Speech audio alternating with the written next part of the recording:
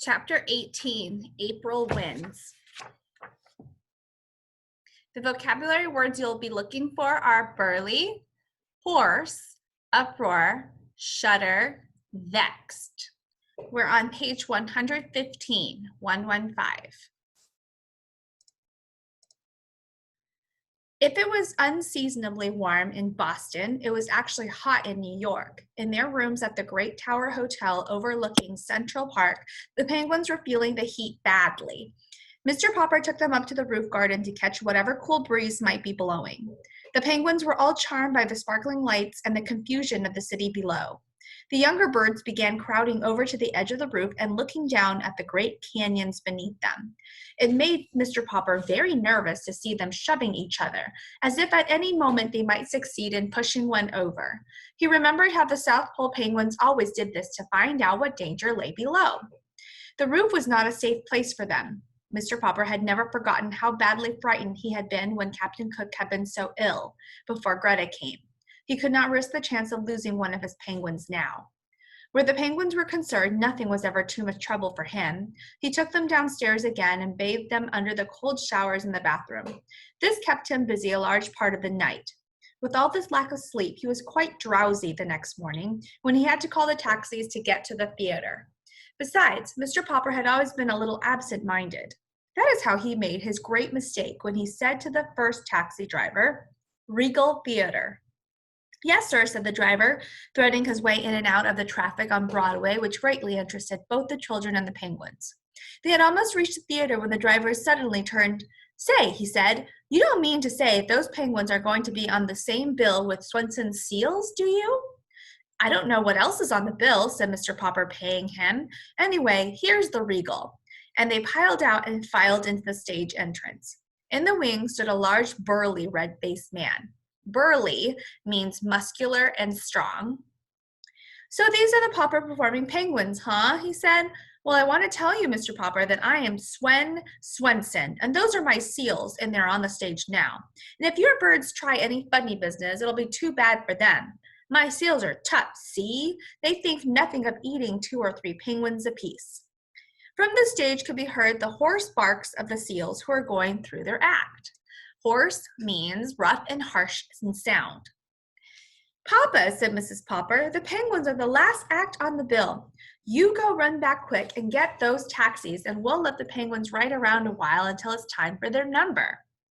Mr. Popper hurried out to catch the drivers. When he returned, it was too late. The Popper performing penguins had already discovered the Swenson seals. "Papa, I can't look," cried the children.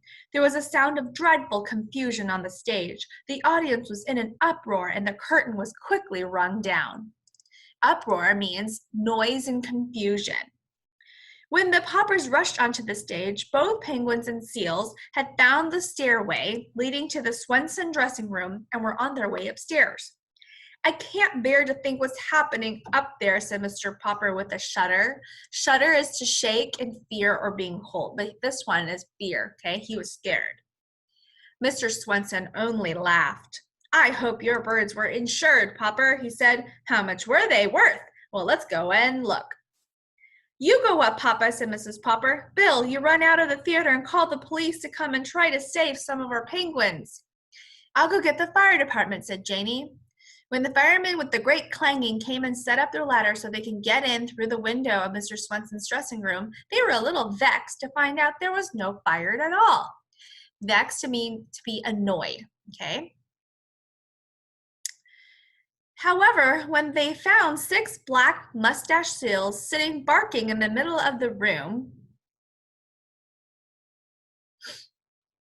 with 12 penguins parading gaily around them in a square, they felt better. Then the policemen came in their patrol and climbed up the ladder which the firemen had left against the building.